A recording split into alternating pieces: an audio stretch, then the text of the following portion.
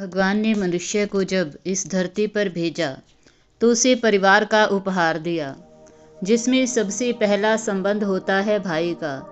पर जब यही भाई अपने ही भाई के साथ छल करता है, बेईमानी करता है, तो केवल रिश्ता ही नहीं टूटता, ईश्वर की दृष्टि में भी वह पाप का भागी बनता है।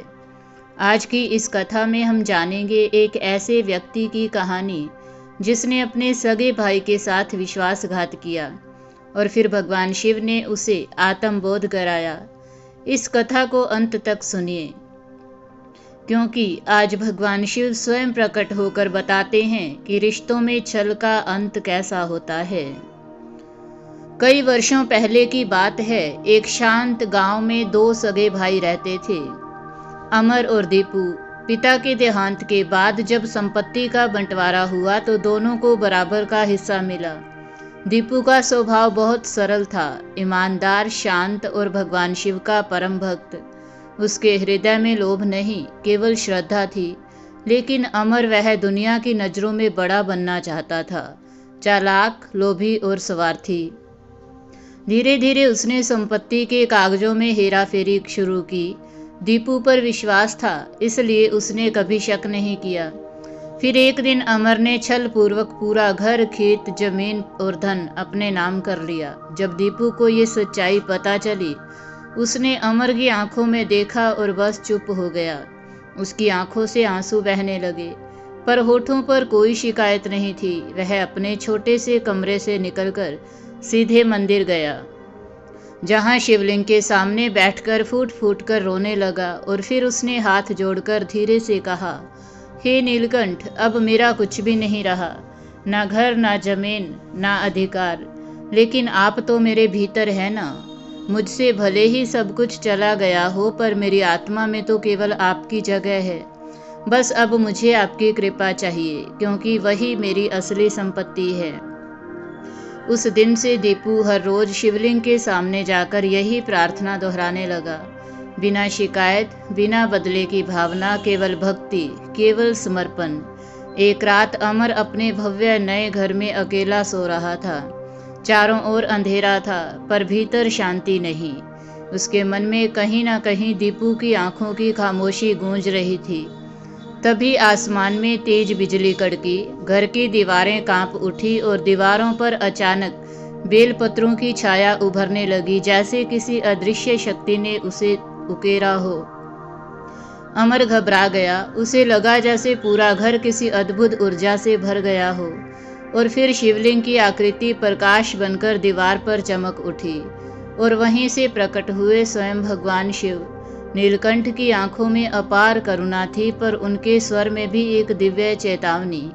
भगवान शिव बोले, हे अमर, जो मनुष्य अपने भाई के साथ छल करता है, वह केवल उसके धन को नहीं, उसकी आस्था, उसका विश्वास और उसका संपूर्ण आत्मबल भी घायल करता है। जो भाई का विश्वास तोड़ देता है, वह केवल एक रिश्ता नहीं तोड़ता, वह ईश्वर से मिलने वाले पुण्य का मार्ग बंद कर देता है।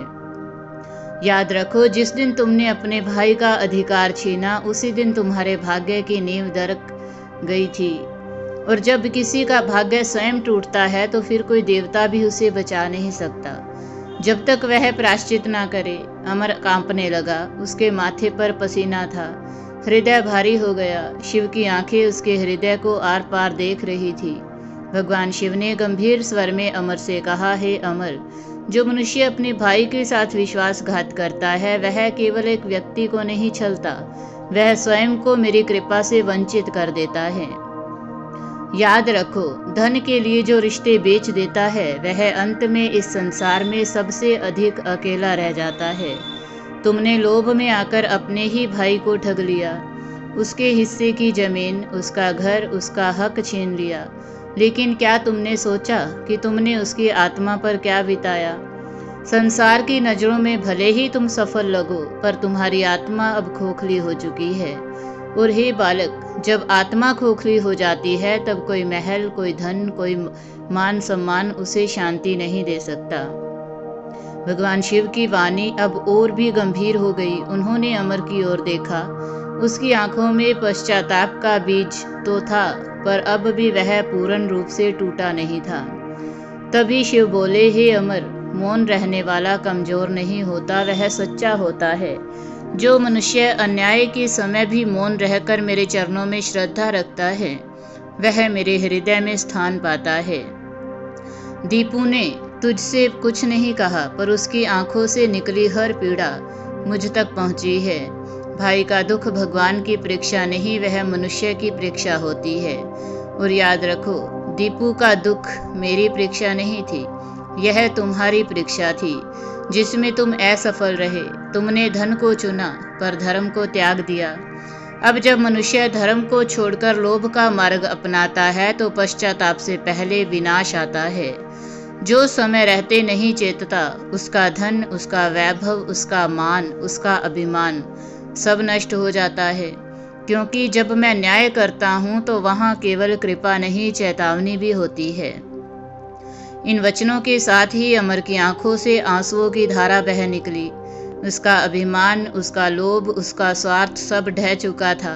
वह कांपते हुए भगवान शिव के चरणों में गिर पड़ा और फूट फूट कर बोला, हे भोलेनाथ, मैंने अज्ञानता में पाप किया। मैंने अपने ही भाई का हक छीना, उस रिश्ते को तोड़ा जिसे आप जोड़ते हो। कृपा करें प्रभु, मुझे क्षमा करें, मुझे मेरे अपराध का प्रायश्चित करने का एक अवसर दें। भगवान की आंखों में करुणा थी। उन्होंने अमर के सिर पर हाथ रखा और फिर अदृश्य हो गए।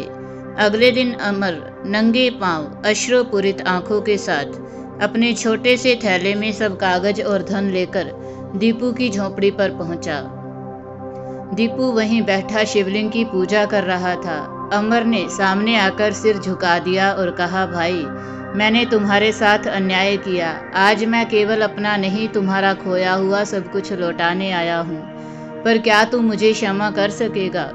दीपू कुछ क्षण चुप रहा, फिर धीरे से मुस्कुराया और कहा, भाई, धन तो लौट सकता है पर विश्वास नहीं।